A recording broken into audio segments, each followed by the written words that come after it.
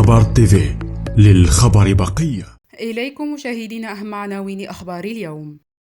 تحضيرات لاجتماع رفيع المستوى بين بوريتا ونظيره الإسباني في باريس. مناورات قرب الحدود مع المغرب، شنقريحة يستقبل مسؤول عسكري روسي.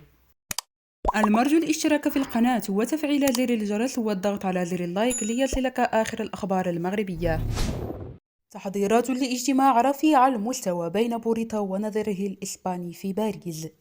التقى وزير الشؤون الخارجية والتعاون الإفريقي والمغاربة المقيمين بالخارج ناصر بوريتا اليوم الجمعة بنظيره الإسباني خوسيه مانويل ألباريز على هامش الدورة الخامسة لمنتدى باريس للسلام الذي ينعقد تحت شعار التغلب على الأزمات المتعددة. ونشر وزير الخارجية الإسباني تغريدة على موقع تويتر قائلا: لقاء مع ناصر بوريتا لدفع تطوير خريطة الطريق والاجتماع رفيع المستوى. وقالت وكالة إيفي أن اللقاء بين بوريتا وألباريز يأتي تحضيرا لاجتماع رفيع المستوى الذي ينتظر أن يعقد بداية 2023.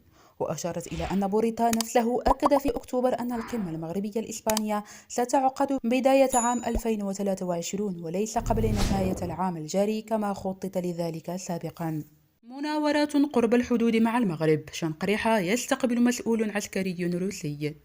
أعلنت وزارة الدفاع الجزائرية عن استقبال رئيس أركان جيش الفريق أول سعيد شنقريحة أمس الخميس مدير المصلحة الفيدرالية للتعاون العسكري والتقني لفيدرالية روسيا شوغايف ديمتري. وأوضحت الوزارة أنه في إطار تنفيذ برنامج التعاون العسكري الثنائي الجزائري الروسي، استقبل السيد الفريق أول سعيد شنقريحة بمقر أركان الجيش الوطني الشعبي شوغايف ديمتري مدير المصلحة الفيدرالية للتعاون العسكري والتقني لفيدرالية روسيا، وذلك بحضور ضباط أولية وعمداء من وزارة الدفاع الوطني وأركان الجيش الوطني الشعبي وسعادة سفير فيدرالية روسيا بالجزائر.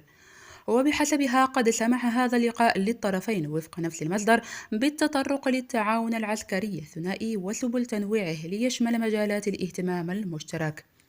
وتأتي هذه الزيارة في وقت أعلنت المنطقة العسكرية الجنوبية الروسية عن تنظيم مناورات مشتركة لمكافحة الإرهاب للقوات البرية الروسية والجزائرية بقاعدة حماقير العسكرية في الجنوب الغربي للجزائر شهر نوفمبر الجاري.